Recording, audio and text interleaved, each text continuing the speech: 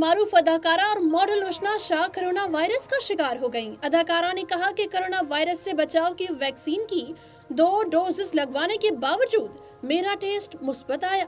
तफसीलात जानिए एकता TV news की इस रिपोर्ट में। अदाकारा और मॉडल उष्णा शाह कोरोना वायरस का शिकार हो गईं।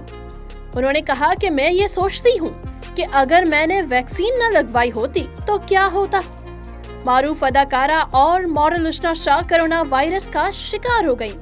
अदाकारा ने कहा कि कोरोना वायरस से बचाव की वैक्सीन की 2 डोजेस लगवाने के बावजूद मेरा टेस्ट मुस्बत आ गया है।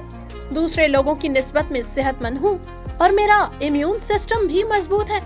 उष्णा शाह ने कहा कि मुझ में इस वक्त नाखुशगवार अलामात जाहिर हो रही हैं। मैं ये सोचती हूँ कि अगर मैंने वैक्सीन न लगवाई होती तो क्या होता।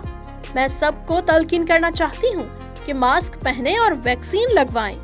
उष्णा शाह ने कहा कि जरूरी है कि अपनी हिफाजत के लिए तमाम एहतियाती तदाबीर पर अमल करें।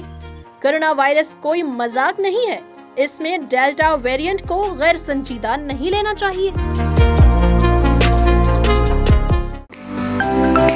To watch more videos, please subscribe to our YouTube channel and click the bell icon.